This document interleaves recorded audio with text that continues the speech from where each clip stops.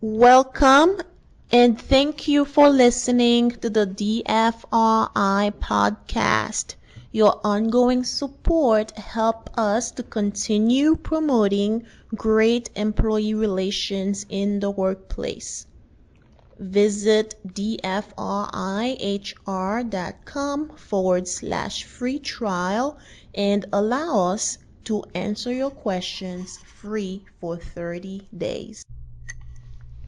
Welcome everyone to this episode of the DFRI podcast on training evaluation. The question that we have today is, if I train my employees, can I expect it to be business as usual once the training is over? So the answer is not exactly. Unless employees are able to leave the training course and immediately apply the concepts they learn to their everyday business activities, most of what was learned will be quickly forgotten. So, therefore, supervisors and trainees should meet before and after the training to devise an action plan for using the newly acquired skills. Whether this involves putting the new knowledge to work in familiar situations or new areas of responsibility. Trainers can also have participants complete contracts, we like to call them. It's just a reminder of their commitment to use the new skills. Therefore, when facilitators send these contracts out to employees 2 or 4 weeks after the training, it will serve as a gentle reminder of their past learning experience. And again, this will vary widely depending on industry and the type of job.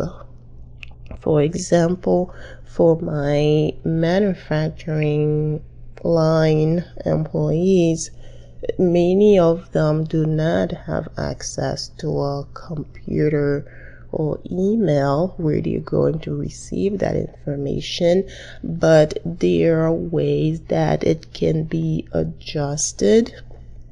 And as long as we make sure that there is some type of reinforcement after the training is provided is the key concept here. So it's also good to provide participants with a program evaluation form as soon as possible after completion of the training. The form should include questions and space for comments about the presenter, materials that were used, the training method, the location or facility where the training was conducted. And if the facilitator designs the form, have someone else in the company review it for any confusion and objectivity. The form should take no more than 20 minutes to complete, and attendees should have the option of filling it out anonymously. It's a good rule of thumb to review the results and share them with the trainer so that they can make appropriate changes and improvements in future sessions.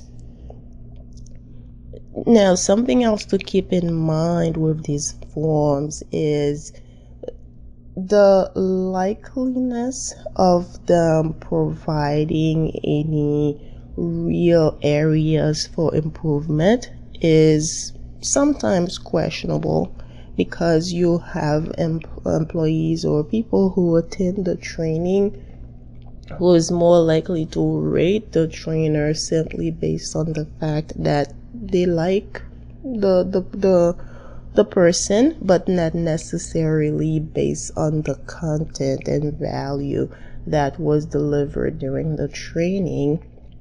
And you also have some who will be reluctant to really express their true opinions about what was learned. So I would say be mindful of those areas.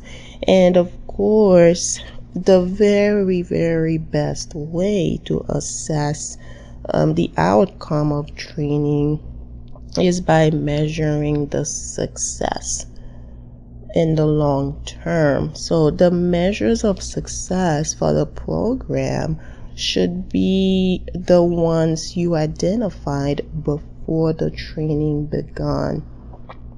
Some data will be more readily obtainable, including reduction in errors or cost savings that are a direct result of the training.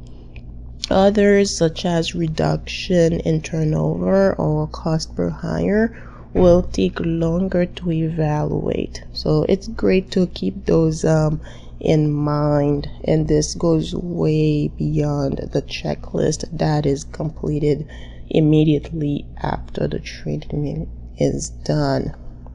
So soliciting and publishing notes from participants about situations where they used their new skills will help reinforcement. It's a great idea to ask participants to rate the program after a period of time has elapsed to determine whether their learning actually helped them perform their jobs better. So I also recommend to ask supervisors and managers whether they detected an improvement in employee performance or departmental productivity after the training is done.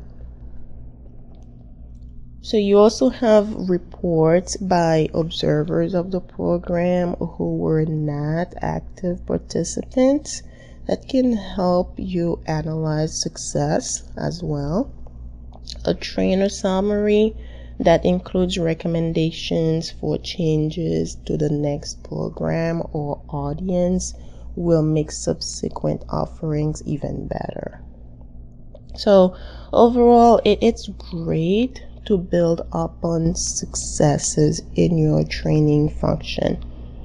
Truly responsive training is tied to business needs and planned in advance. They are not simply delivered as a response to a problem. So I encourage companies to take the time to develop an annual comprehensive training plan that reflects your business strategy and that will keep the function fresh, responsive, and effective. And again, this should not take a lot of time. And at the end of the day, if the results that you're looking for are important to the organization, then it will be well worth the investment to ensure that these results are delivered as an outcome of the